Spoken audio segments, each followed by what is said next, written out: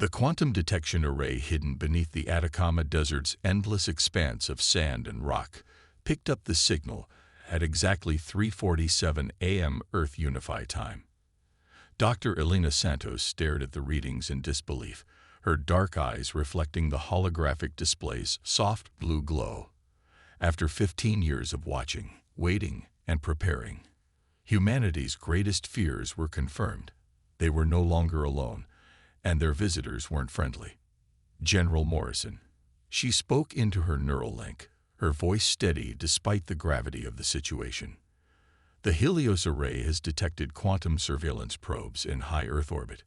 They match the theoretical signatures we extracted from the artifacts.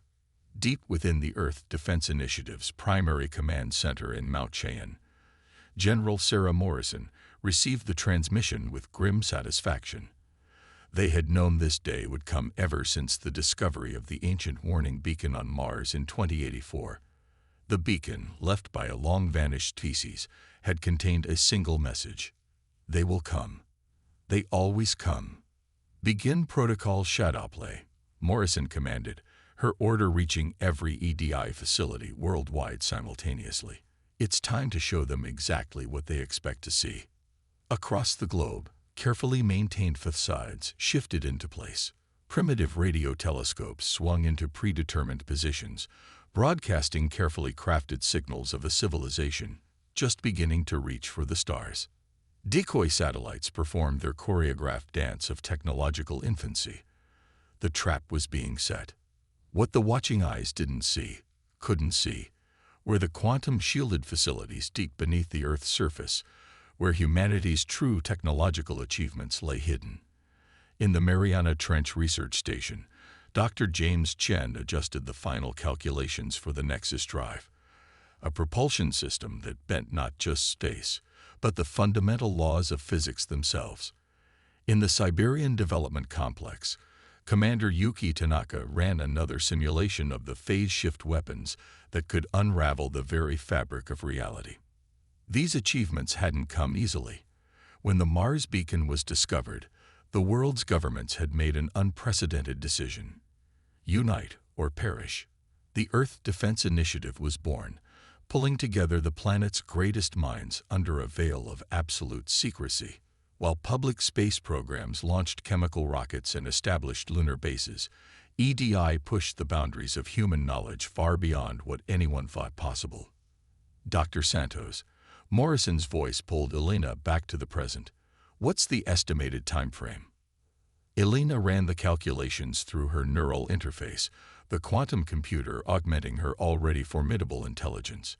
Based on their probe patterns and historical data from the beacon, we have approximately 3 months before their fleet arrives. They're following the same conquest protocol they've used on 17 other worlds. Good, Morrison replied, and Elena could hear the steel in her voice. That's more than enough time to complete the final preparations. They think they're watching a primitive species taking its first steps into space. They have no idea they're actually watching humanity's greatest performance. In the depths of EDI's quantum shipyards, the prototype vessel Prometheus neared completion. Unlike the clunky, primitive ships that populated Earth's public space programs, Prometheus was a masterpiece of engineering that bordered on art. Its smooth, dark hull was composed of metamaterials that could bend light, gravity, and even time itself. Its core housed a quantum singularity contained within fields that defied conventional physics. Elena turned her attention to the latest probe data, analyzing their search patterns. The aliens were thorough, she had to give them that. But their arrogance was their weakness. They were so convinced of their technological superiority that they never thought to look beyond the obvious. Begin Phase 2 of shadow play, Morrison ordered. Let's give our visitors exactly what they're expecting to see. Dr. Santos, make sure our primitive satellite network continues to broadcast appropriate levels of electromagnetic noise. Commander Tanaka, proceed with the visible tests of our experimental chemical rockets. Let's play our part perfectly. As humanity continued its greatest deception, the quantum probes watched and recorded, transmitting their data back to their masters. They documented a species still struggling with basic rocket technology, still reliant on fossil fuels, still sending crude satellites into orbit using chemical propulsion. Everything they saw confirmed their assumptions about Earth's technological level. What they didn't see were the quantum computers processing their every move. They didn't detect the phase-shifted facilities where humanity's real space fleet waited. They had no way of knowing that every primitive launch, every clumsy satellite deployment, every radio transmission was part of an elaborate masquerade designed to make them underestimate their prey. In 3 months, they would arrive with their conquest fleet, expecting to find an easy target. Instead, they would encounter something unprecedented in their long history of subjugation, a species that had spent decades preparing specifically for them, guided by the warning of those who had faced them before. Delina looked up from her displays, a slight smile playing across her face. "Let them come," she whispered. "We're ready." The Prometheus hung suspended in its quantum dock, a kilometer beneath the Pacific Ocean. Commander Alexei Volkov stood at the observation window, his weathered face reflected in the reinforced transparent steel. 20 years of service in the Earth Defense Initiative had led to this moment, and as he watched the final calibrations being performed on the ship's quantum core, he couldn't help but feel a surge of pride. "Final systems check complete, Commander," reported Lieutenant Maya Patel, her holographic avatar materializing beside him. As the ship's AI interface, Maya represented humanity's greatest achievement in artificial consciousness, a quantum-based intelligence that operated on principles the alien invaders couldn't begin to comprehend. "Status of the phase shift drive," Volkov asked, his eyes tracking the subtle ripples of reality-warping energy that coursed through the ship's hull. "Operating at 98.7% efficiency. Dr. Chen's latest modifications have stabilized the quantum matrix. We're ready for deep space deployment." The Prometheus wasn't just a warship. It was humanity's ultimate deception. While the aliens' quantum probes monitored Earth's supposedly primitive space program, the EDI had perfected technologies that would reshape the galaxy. The phase shift drive was only the beginning. In her lab in the Mariana Trench facility, Dr. Elena Santos reviewed the latest data from their quantum surveillance network. The alien probes had increased their scanning frequency, a clear sign that the invasion fleet was preparing to move. She opened a secure channel to General Morrison. "They're getting impatient," Elena reported. "Their scan patterns suggest they're particularly interested in our lunar mining operations." Morrison's hologram nodded. "Perfect. Commander Tanaka's team has been putting on quite a show with those experimental fusion rockets. The more convinced they are of our technological limitations, the better." The lunar mining operation was another carefully crafted piece of theater. While automated machines noisily extracted helium-3 using outdated technology, deep beneath the lunar surface, quantum refineries processed exotic materials that defied conventional physics. In the Siberian complex, Commander Yuki Tanaka supervised the latest test of the phase shift weapons. The technology had come at a terrible cost. 3 research teams had been lost before they understood how to safely manipulate the quantum boundary between dimensions, but their sacrifices had not been in vain. "Target drone approaching test range," announced the range officer. On the holographic display, a replica of an alien warship, based on designs extracted from the Mars beacon, moved into position. Tanaka gave the order. "Initiate phase shift sequence." The weapon powered up silently, invisible fields of quantum energy surrounding the target. For a moment, nothing seemed to happen. Then, reality itself seemed to hiccup. The drone didn't explode or disintegrate. It simply ceased to exist in their dimension, its matter and energy scattered across multiple planes of reality. "Test successful," Tanaka reported to Morrison. "The weapon performs exactly as designed. No conventional shielding can defend against it." Back in the underwater quantum dock, Volka boarded the Prometheus for final preparations. The ship's interior was a testament to how far humanity had come. Instead of crude manual controls, neural interfaces connected crew members directly to the ship's systems. Quantum computers processed information faster than thought, while phase shift generators could render the entire vessel invisible to conventional sensors. Maya, Volkov addressed the ship's AI. Begin pre-launch sequence. Acknowledged, Commander. All systems nominal. Quantum core stability at optimal levels. Phase shift generators ready for activation. Dr. Santos's voice came through the neural link. Commander, we've detected increased activity among the alien probes. They're beginning to move into attack formation. Initial analysis suggests they'll launch their invasion within the next 72 hours. Volkov smiled grimly. Let them come. Humanity has spent decades preparing for this moment. We've learned from the mistakes of those who came before us, those who left the warning on Mars. We won't be caught unprepared. In the EDI Command Center, General Morrison addressed the assembled leaders of Earth's unified defense forces. The moment we've prepared for is almost here. For decades, we've maintained this charade, letting them think we're an easy target. Now it's time to show them how dangerous underestimating humanity can be.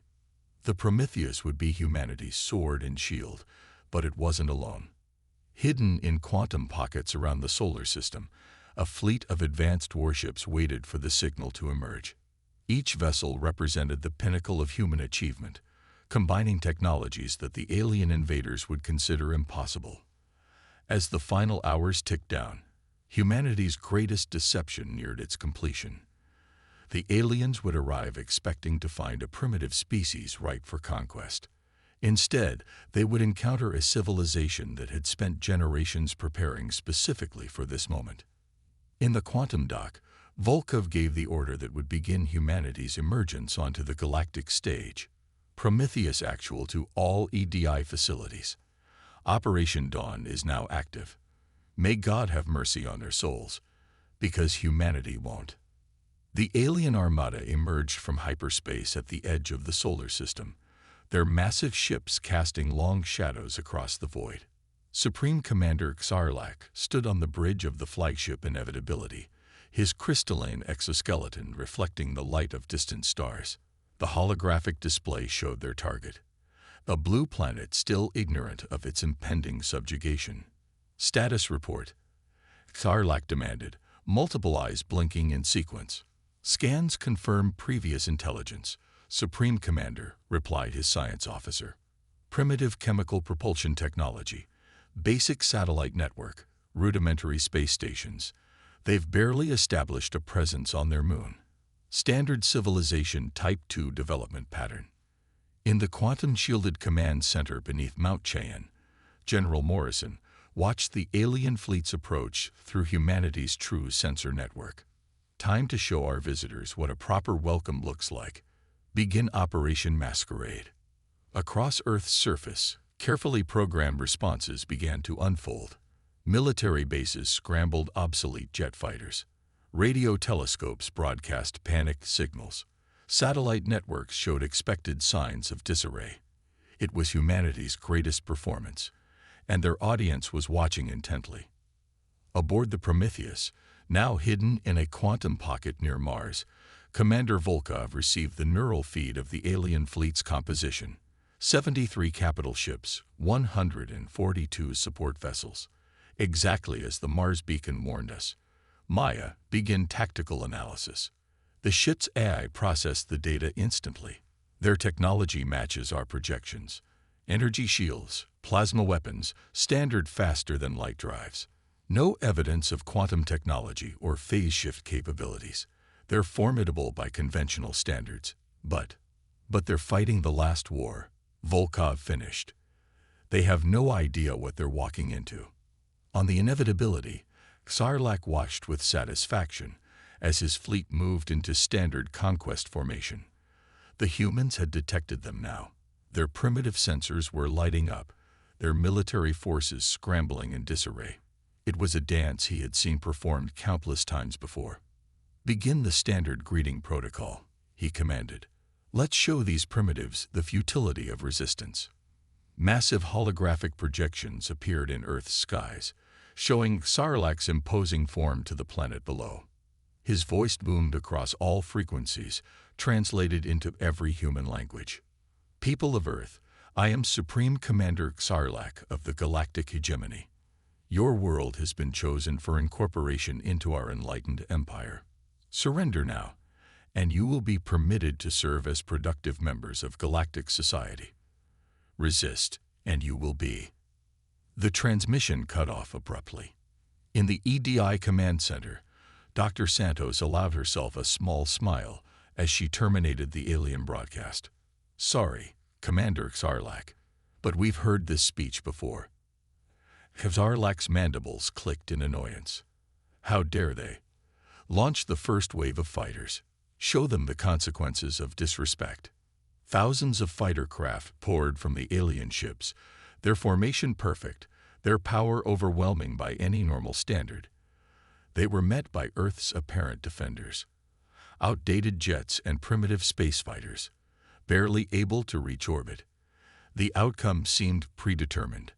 That's when humanity played their first card. Hidden quantum satellites activated, creating a field that subtly altered the laws of physics within Earth's orbit.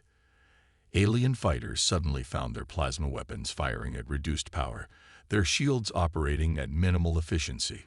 It wasn't enough to be obvious, just enough to make them question their equipment, to plant the first seeds of doubt. Supreme Commander, the science officer called out, we're detecting some unusual energy fluctuations. Our weapons aren't performing at optimal levels. Interference from their primitive technology. Impossible. Sarlacc dismissed the concern. Press the attack. Show them true power. In the Mariana Trench facility, Dr. Chen monitored the quantum field's effects. The field is stable, General. They haven't detected the source of the interference. Should we proceed to Phase 2? Morrison's response was immediate. Execute Phase 2. Let's see how they handle a few more surprises. Across the solar system, hidden quantum sensors tracked every alien ship, analyzing their responses, studying their tactics.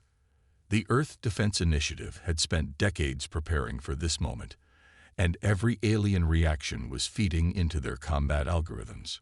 Commander Tanaka's voice came through the neural network. All phase shift weapons are charged and ready, waiting for your signal, General. Not yet, Morrison replied. Let them commit more forces. Let them think they understand what they're facing.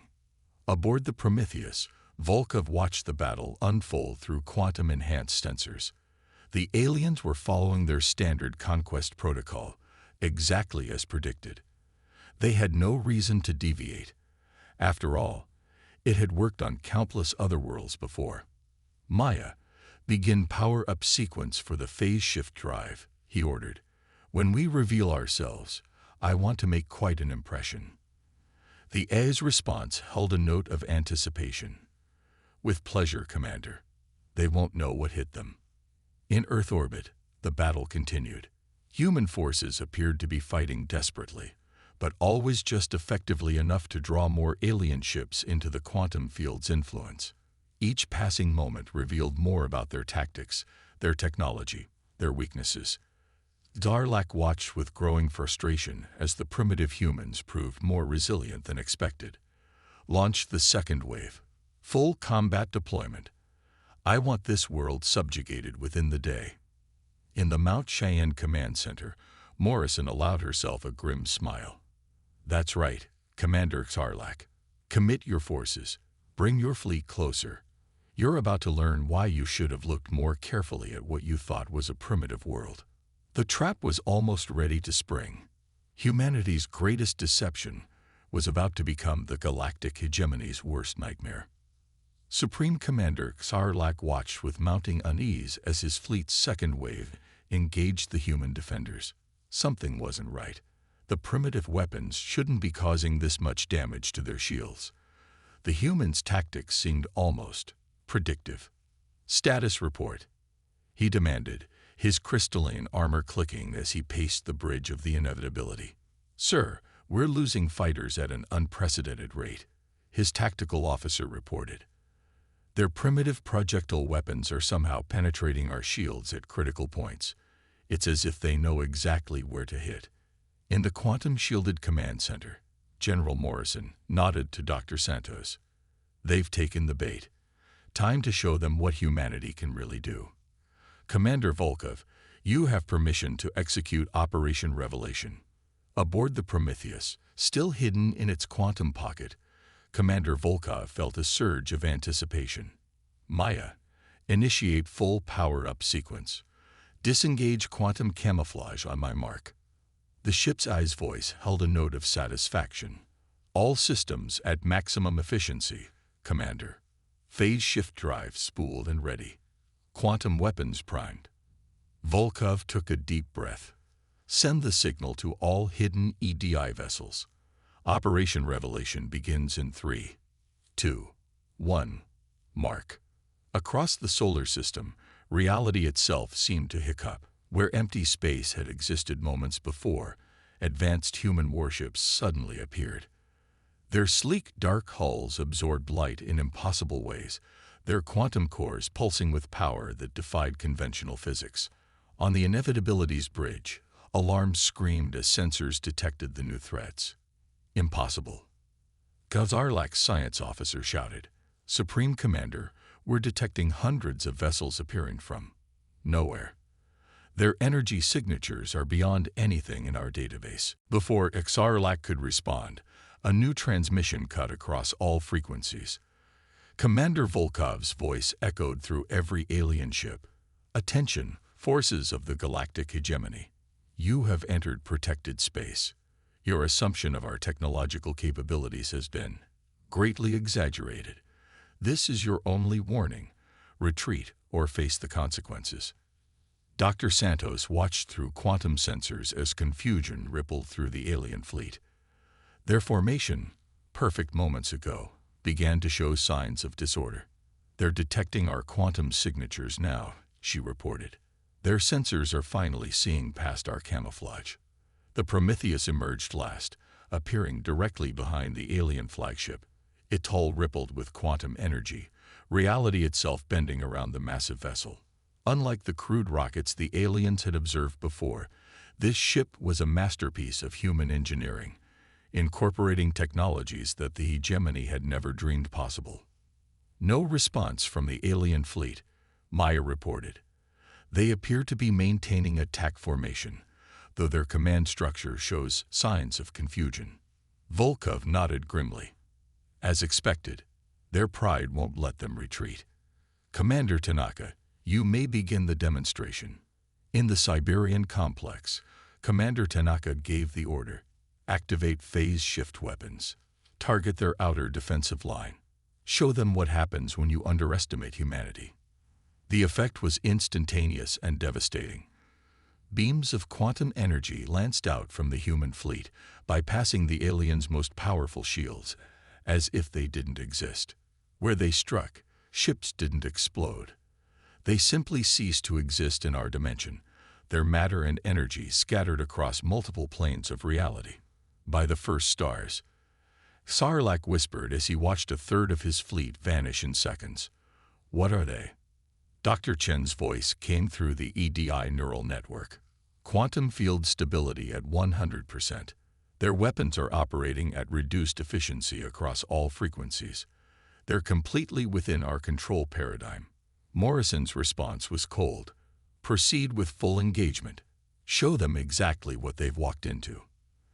The battle that followed would be remembered for generations throughout the galaxy. Human ships moved in ways that defied conventional physics, their quantum drives allowing them to appear and disappear at will. Phase shift weapons reduced mighty alien warships to quantum particles scattered across dimensions. The carefully maintained facade of primitive humanity fell away completely, revealing a civilization that had spent decades preparing for this exact moment. Aboard the Inevitability, chaos reigned. Shields ineffective. Weapons at minimal power. We're losing ships faster than we can track. The tactical officer's exoskeleton had cracked from stress. How? Sarlacc demanded. How could we have missed this? Their technology. It's impossible.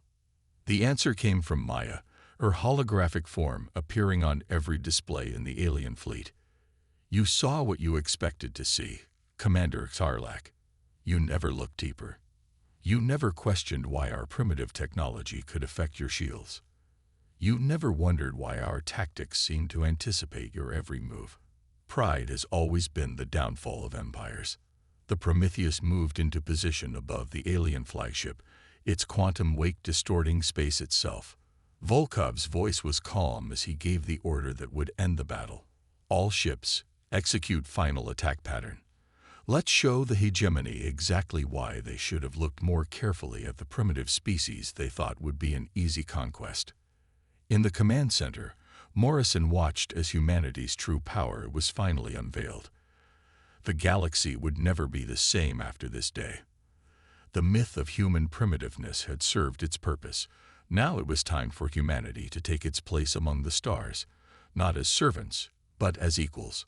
3 days after the battle that changed galactic history, Supreme Commander Sarlacc stood before the Earth Defense Initiative Council. His once pristine crystalline exoskeleton was cracked, a visible symbol of the hegemony's shattered pride.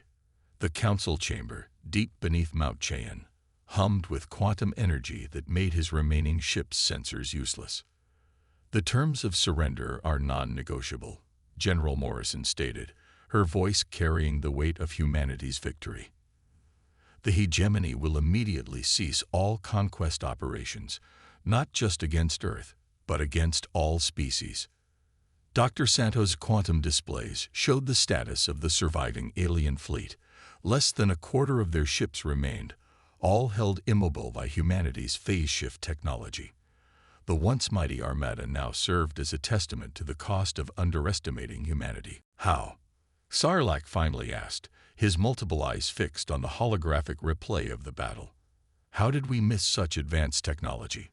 Our surveys saw exactly what we wanted you to see, Commander Volkov answered, stepping forward. The Prometheus's captain still wore his quantum-enhanced battle armor, its dark surface absorbing light in impossible ways. Every primitive rocket, every crude satellite, every clumsy attempt at space exploration. It was all theater, designed for an audience we knew would come. In orbit above Earth, the Prometheus had taken position as the flagship of humanity's now revealed fleet. Its quantum wake served as a constant reminder of humanity's true technological capabilities. Maya's holographic form appeared in the council chamber, her presence a demonstration of artificial intelligence far beyond anything the hegemony had achieved. We discovered your beacon on Mars, Dr. Chen explained, his quantum interface glowing softly. But unlike the civilizations you conquered before us, we didn't just heed its warning. We used it. Every piece of technology we recovered, every scrap of data about your conquest protocols, became the foundation of our defense. Commander Tanaka activated a holographic display showing the extent of human technological achievement. Quantum drives that bent reality, phase-shift weapons that could unravel the fabric of space-time, artificial intelligence that operated on principles the hegemony couldn't comprehend. Your empire was built on the assumption of technological superiority, Morrison continued. That assumption ends today. Earth will be taking a seat on the Galactic Council, not as subjects, but as equals. More importantly, we'll be serving as protectors for those species you deemed primitive.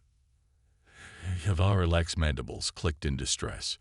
The other council members will never accept this. Our empire. Your empire, Maya interrupted, her holographic form shifting to display tactical data, now exists at our pleasure.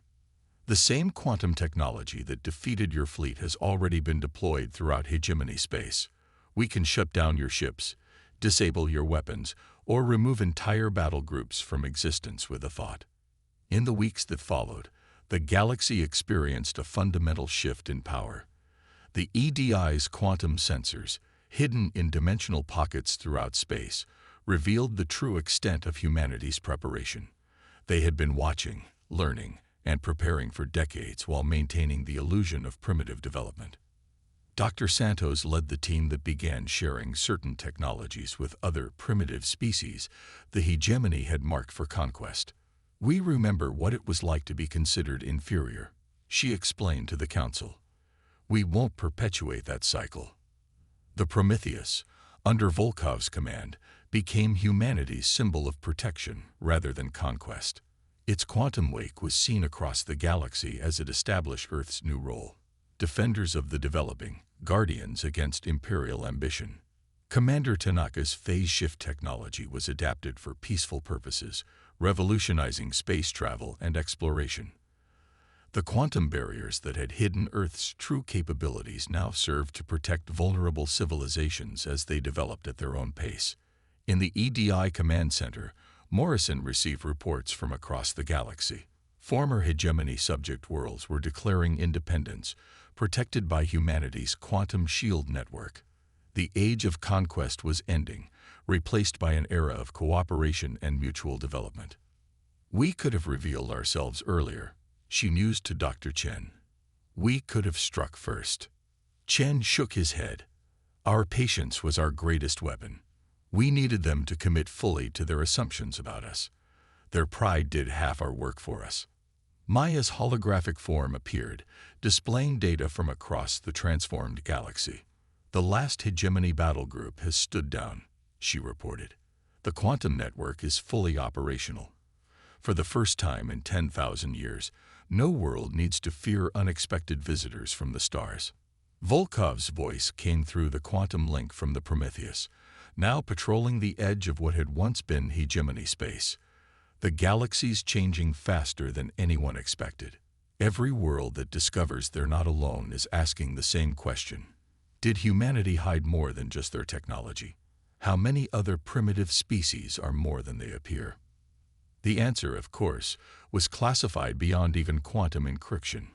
But as humanity stepped fully onto the galactic stage, one truth became abundantly clear: the age of empires was over.